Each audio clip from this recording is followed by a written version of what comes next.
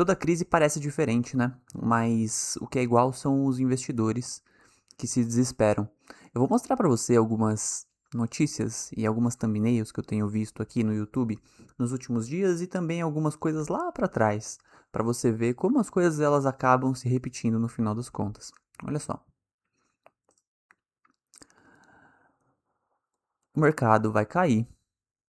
Taxa Selic a 2,25, cuidado com a pegadinha, né? Hoje ela tá em 14,5, né? Olha só. Aí a gente tem aqui embaixo, dólar a R$ 6, o Brasil vai quebrar? Inflação, urgente, inflação lá nos Estados Unidos, né? Urgente. Mas aí eu peguei 4 aqui thumbnails que estavam na sequência aqui já, né? E eu gosto muito do Bruno Perini, de como que ele expõe o conteúdo dele. Mas a maneira com que é feita essa exposição, né? Eu não gosto. Olha só. Urgente, mais um aumento de impostos. Esse aqui, tudo bem, 5 maneiras de fazer renda extra, tá bom. Mas aqui, urgente, taxa Selic não subiu. Urgente, taxa Selic subiu. Então, tudo é um alarme, né, para você. E lá em 2020, quando a gente tinha Covid, mesma coisa. Agora, com a guerra de Irã e Estados Unidos, mesma coisa. Selic subiu, cuidado. Se tudo é um alarme, vale a pena você começar a pensar o que as pessoas elas ganham se você movimenta os seus investimentos. Essa é a grande pergunta que tem que estar por trás de qualquer notícia desse tipo. E é exatamente por isso que eu estou fazendo esse vídeo, porque eu vejo muita coisa acontecendo e muita gente que confia nas pessoas que estão fazendo esse tipo de conteúdo e que muitas vezes não param para pensar, mas por que que toda vez que acontece alguma coisa é urgente? Toda vez tem um alarme, toda vez é um sinal de alerta para eu tomar cuidado com o dinheiro que eu tenho. Olha só, quando a gente para pensar nessa estrutura de incentivo, o canal de YouTube ele tem uma pessoa que está ali por trás e a pessoa que está por trás, naturalmente, ela está te oferecendo alguma coisa e não é nada difícil de você perceber isso. É claro que quanto mais alarmista, mais views você tem hoje dentro do YouTube, até porque o YouTube ele é uma plataforma aberta, qualquer pessoa pode postar conteúdo ali. Então, é uma disputa feroz por visualização e essas visualizações vão levar à compra de alguma coisa. Um curso, ou uma consultoria, ou a qualquer outro tipo de coisa. Normalmente é um curso, né? Então você tem que tomar muito cuidado com esse tipo de alarme. Corretoras também. As corretoras vão querer que você movimente os seus investimentos. Porque com essa movimentação você paga corretagem, principalmente. E com essa corretagem a corretora sobrevive. A corretagem é o custo que você paga para fazer a movimentação dos seus ativos. E os gestores ativos também têm parte nisso, porque naturalmente um gestor que está ali sem o seu dinheiro, ele quer levar o dinheiro dele para casa dele, vamos colocar assim. Então, também é do interesse dele que as coisas não estejam tão calmas assim. No mundo e no mercado, e enfim, na sua cabeça principalmente, né? Eu quero passar alguns dados históricos aqui para que você entenda bem do que a gente está falando. Olha só.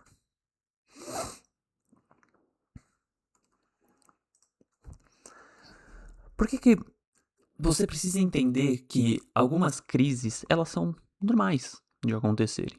Então,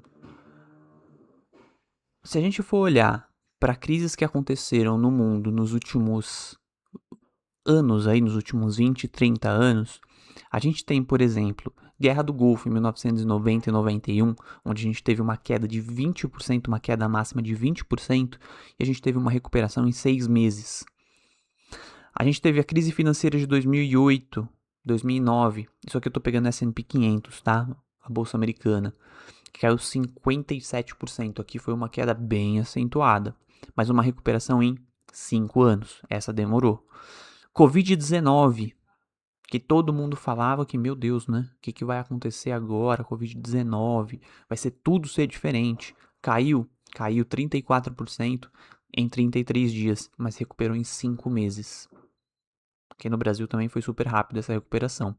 Rússia e Ucrânia, né? A guerra da Rússia, que também quando começou foi um choque para muita gente, caiu 25% e depois recuperou em 18 meses. E ao longo da história da Bolsa de Valores, essas quedas elas acontecem e voltam, essas correções, né? Elas tendem a acontecer e voltar. Eu vou falar sobre alguns outros dados mais para frente, mas essa informação é para você entender que correções elas vão sim acontecer e muitas vezes você tentar prever essa queda antes dela acontecer pode ser mais perigosa do que você passar por ela e ver o seu dinheiro voltar um tempo depois. Nos últimos 30 anos, o S&P 500 subiu mais de 1000% e atravessou guerra, atravessou o fim do mundo e quem ficou no jogo ganhou. Existe um estudo chamado Estudo Dalbar, e esse estudo aqui, feito lá nos Estados Unidos também, que lá eles têm mais prazo, né, para fazer esses estudos do que no Ibovespa. E não só prazo, né, eles realmente estudam mais a bolsa por lá do que aqui. O investidor médio, ele perde para o próprio mercado, para o próprio índice. Por que isso acontece? Porque ele troca muito as suas ações, né? Ele mexe muito mais na sua carteira do que naturalmente o índice. O índice é o S&P 500, né? As 500 maiores empresas. E quanto mais você tem trocas de ativos, mais você paga essa corretagem, mais você fica tentando acertar esse momento em que a bolsa vai cair, em que as coisas vão acontecer, e você deixa de capturar essas altas do mercado porque você ficou de fora. Né? Então, em 30 anos, a gente está falando da diferença entre uma aposentadoria e uma não aposentadoria. Existe um outro estudo chamado SPIVA Scorecard, onde em 15 anos foi já comprovado que a gestão ativa de fundos de investimentos perde para o índice, lá, o S&P 500, em 92%.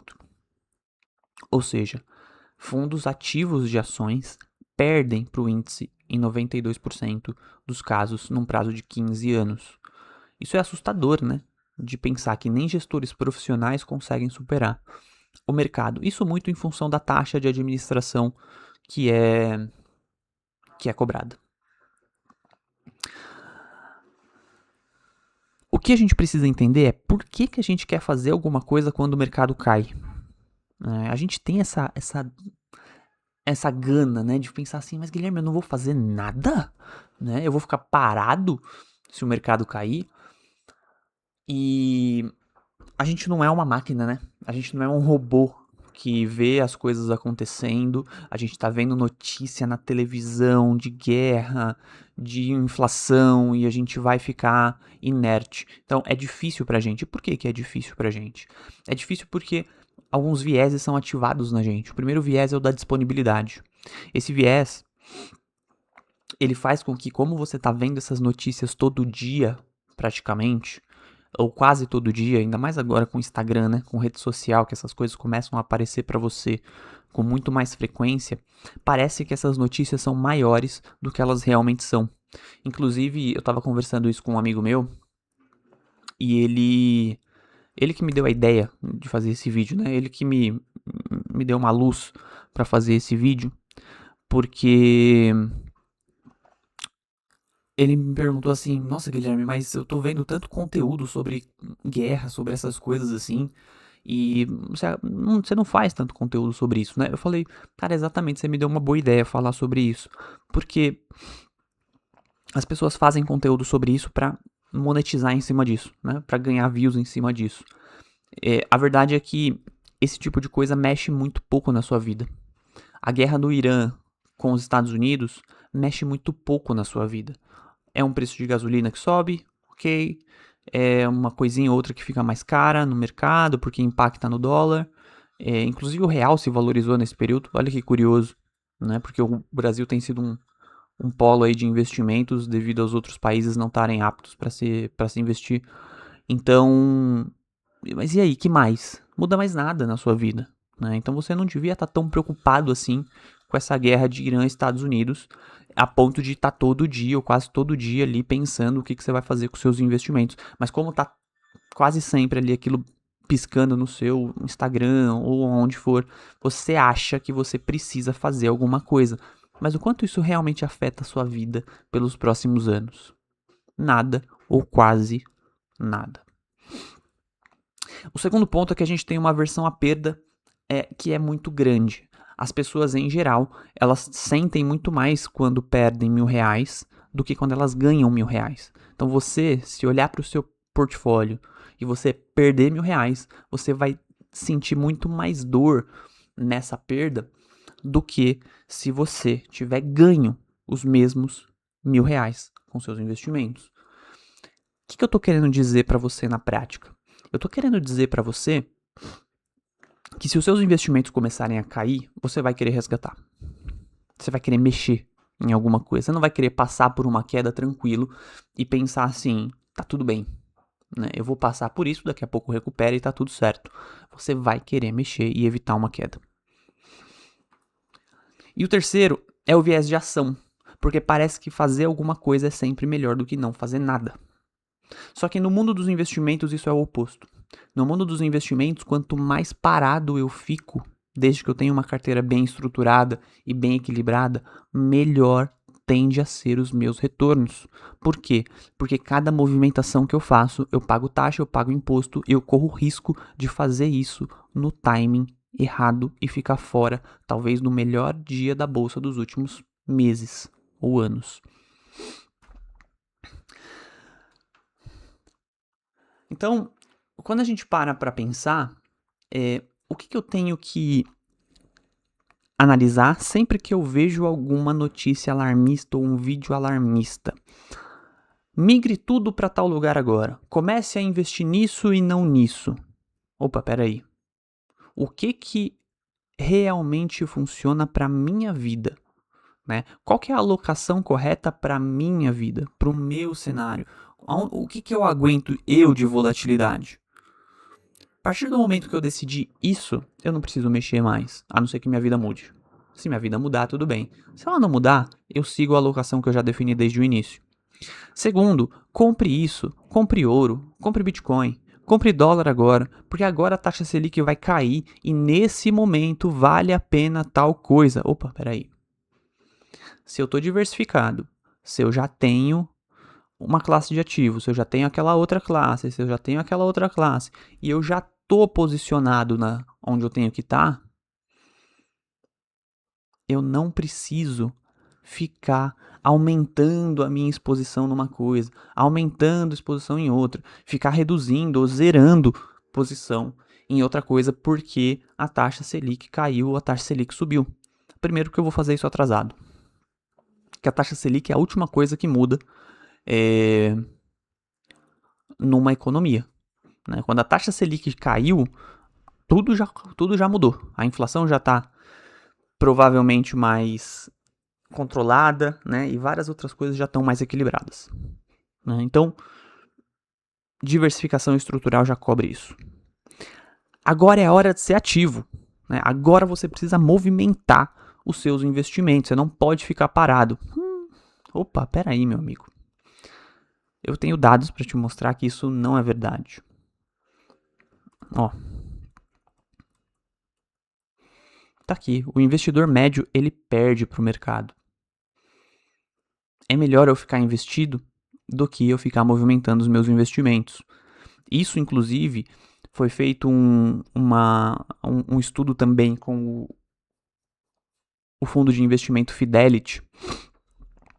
E lá eles mostraram, eles não abriram exatamente o estudo, né? Eu até tenho aqui, vou ver se eu consigo compartilhar com vocês, mas eles não abriram o estudo para todo mundo, mas eles fizeram alguns comunicados dizendo que dentro do fundo de investimento Fidelity, que é um dos os fundos de investimentos de maior sucesso da história dos Estados Unidos, teve um rendimento acima de 20%, se eu não me engano, num período de 20 anos lá fora. E você pensa assim, bom, esse fundo, então, quem investiu nele deve ter ganho muito dinheiro. E na verdade foram pouquíssimas pessoas que conseguiram aproveitar esse ganho do fundo de investimento. Por quê? Porque a maioria das pessoas comprou na alta e vendeu na baixa. Comprou quando o fundo estava ganhando bem e vendeu quando o fundo perdia algum dinheiro. É assim que as pessoas investem. É assim que você provavelmente vai investir se você ficar sempre nesse entra e sai, tá? Esse cenário é diferente. Agora é diferente. Todo cenário parece diferente, mas o padrão, ele é sempre o mesmo. As coisas elas se repetem, né, ao longo do tempo. Uma carteira diversificada, onde você define a sua alocação e você vai sempre só ajustando, né? Se eu tenho, por exemplo, 10% em ações e de repente minha carteira passa a ter 15%, eu vendo 5% e coloco naquilo que caiu. Se minha carteira de ações, que tinha que ter 10%, passa a ter 5%, eu vendo aquilo que subiu e compro 5% de ações. Então eu estou sempre comprando, no caso, na baixa e vendendo na alta. Estou sempre fazendo o correto, né, a ser feito. Peter Lynch, que é justamente o gestor do fundo Magellan, o fundo Fidelity, ele falou o seguinte: mais dinheiro foi perdido por investidores se preparando para as correções do que de fato nas correções. Então, meus amigos, eu queria encerrar por aqui dizendo para vocês o seguinte: cuidado com o que vocês analisam, com o que vocês veem de vídeo. Puxa, peguem o que é importante, porque tem muita coisa ali, tem muito conteúdo que é bom. Não dá para negar que não é bom, que essas pessoas não têm conteúdo. Mas peguem o que é útil e descartem o que é inútil, o que é alarmista para a vida de vocês. Tá certo?